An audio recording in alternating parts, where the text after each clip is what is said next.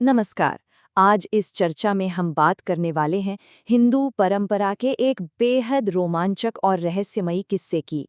आज हम सिर्फ स्रोत, तथ्यों और प्रमाणों के आधार पर समझेंगे पुरी के जगन्नाथ मंदिर की उत्पत्ति और उसके उन अनोखे रहस्यों को जो सदियों से लोगों को हैरान करते आए हैं।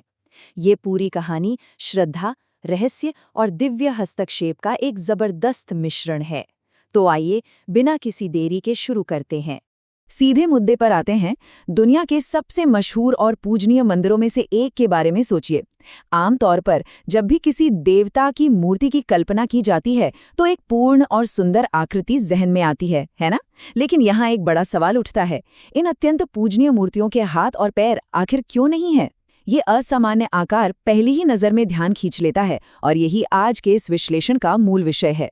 जगन्नाथ मंदिर के रहस्यों की बात करें तो इस पवित्र स्थल के चारों तरफ एक तरह का मिस्ट्री बॉक्स यानी रहस्यों का एक गहरा आवरण है। और ये सिर्फ इनकी मूर्तियों तक सीमित नहीं है, बल्कि इस मंदिर से जुड़ी और भी कई ऐसी बातें हैं जो सच में किसी को भी आश्चर्य में डाल सकती हैं। अब यहाँ जो सबसे दिलचस्प बात है वो ये कि ये तथ्य आम भौतिक विज्ञान यानी नॉर्मल फिजिक्स और लॉजिक के बिल्कुल खिलाफ जाते हैं।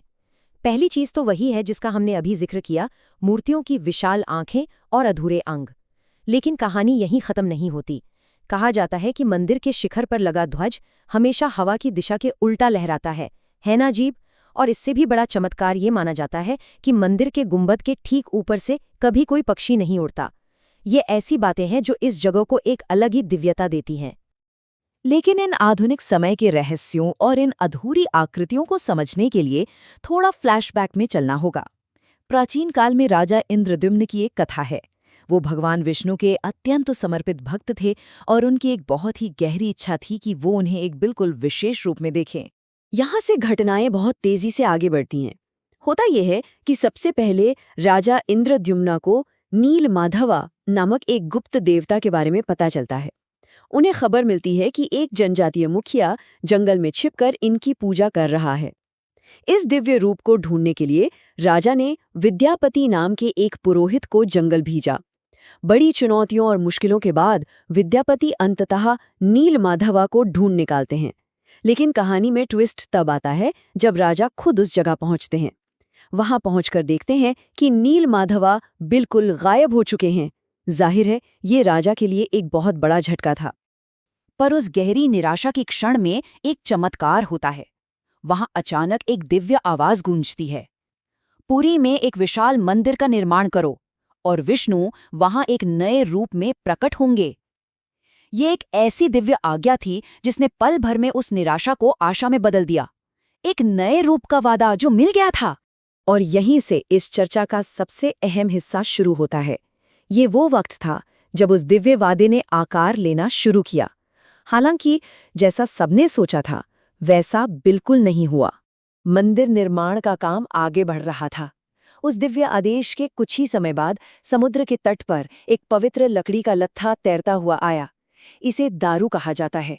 ये वही पवित्र और रहस्यमयी लकड़ी भी जिसे इन नई दिव्य मूर्तियों को तराशने और आकार देने के लिए चुना गया था। अब लकड़ी तो मिल गई, पर सबसे बड़ा सवाल था, इसे तराशेगा कौन? तभी वहां एक बूढ़ा बढ़ाई आया। कहा जाता है कि वो भेष बदलकर आए स्वयं विश्वकर्मा थे।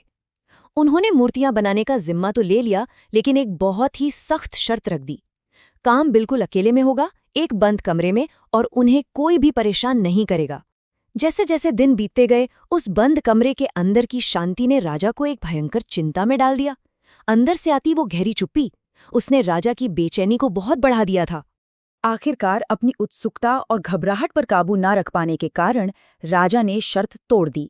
उन्होंने उस बंद दरवाजे को खोल दिया और दरवाजा खुलते ही उस एक पल में वो बढ़ाई वहां से पलक झपकते ही गायब हो गया। जरा एक आम हिंदू मूर्ति की कल्पना कीजिए जिसमें बारीक नक्काशी और पूर्ण आकार वाले अंग होते हैं, ठीक? लेकिन वहां उस कमरे में जगन्नाथ, बलभद्रा और सुभद्रा की जो आकृतियां थीं वो बिल्कुल अलग थीं। उनकी आंखें काफी बड़ी थीं और अंग अधूरे छूट गए थे। एक ऐसी झलक जिसे देखकर कोई भी दंग रह जाए। एक पल के लिए राजा को लगा कि सब बर्बाद हो गया है, लेकिन तभी वहां एक और दिव्य संदेश आया। इस युग में ये आकृतियां ही मेरा असली रूप है, इनकी इसी रूप में पूजा करो। इन दिव्य शब्दों ने एक ही पल में उन अधूरी आकृतियों को पूरी तरह से वैधता प्रदान कर दी और हमेशा हमेशा के लिए पूर्णता यानी परफेक्शन के मायने ही बदल दिए। इस उत्पत्ति की हैरतअंगेज कहानी के बाद अब जरा देखते हैं कि उन अधूरी लेकिन दिव्य आकृतियों की आज किस विशाल रूप में आराधना की जाती है और ये मंदिर किन बड़े चमत्कारों का गवाह है। यहाँ सबसे पहले बात आती है सबसे प्रसिद्ध पर्व रथ यात्रा की। ये एक ऐसा विशाल आयोजन है जहाँ तीनों देवताओं को बहुत बड़े रथों पर स्थापित किया जाता है और फिर उन्हें हजारों भक्तों द्वारा पुरी की सड़कों पर खींचा जाता है। इस यात्रा का जो पैमाना है और जो लोगों की सामूहिक श्रद्धा वहां दिखती है ना, वो वाकई में देखने लायक होती है। और इस श्रद्धा के बीच एक और बहुत बड़ा रहस्य छुपा है। ये जो अंक हैं 12 से 19, ये एक बेहद गुप्त परंपरा की ओर इशारा करते हैं जिसे नबकाले-बरा कहा जाता है। क्योंकि ये मूर्तियां दारू यानी पवित्र लकड़ी से बनी हैं, इसलिए लगभग हर 12 से 19 साल के बीच एक अनुष्ठान होता है। इसमें इन मूर्तियों को पूरी तरह से नई पवित्र लकड़ी की मूर्तियों से बदल दिया जाता है। अब मंदिर की बात आती है तो हम अक्सर बस प्रार्थना और उत्सवों के बारे में सोचते हैं, पर यहाँ एक और बेहद खास पहलू है जिसके बारे में जरूर बात करनी चाहिए। इस मंदिर की रसोई दुनिया की सबसे बड़ी रसोइयों में गिनती जाती है। यहाँ बिना रुके हर दिन हजारों लोगों के लिए खाना पकाया जाता है। ये सिर्फ श्रद्धा का प्रतीक नहीं है, बल्कि अपने आप में प्रबंधन यानी मैनेजमेंट का एक हैरान कर देने वाला उदाहरण है। तो इन सभी रहस्यों, अजीब आकृतियों और महान उत्सवों को देखने के बाद आखिर इस सब के पीछे एक गहरा दर्शन क्या छुपा है? यहाँ एक बहुत खूबसूरत मैसेज निकल कर आता है, अपूर्णता की शक्ति। सबसे अहम बात यह है कि पूर्णता आखिर है क्या? दिव्यता या ईश्वर हमेशा उन आकृतियों में नहीं आते जिसे हमारी आंखें परफेक्ट या पूर्ण मानती हैं। इन अधूरी लकड़ी की मूर्तियों से यही संदेश मिलता है कि सच्ची श्रद्धा बाहरी चमक दमक या फिजिकल परफेक्शन की मोहताज नहीं होती। श्रद्धा का असली आधार स्वीकृति और समर्पण है और चीज़ों का उसी रूप में सम्मान करना है जैसी वो हैं। इन अधूरी आकृतियों के दर्शन में एक पूर्ण भावना दिखाई देती है।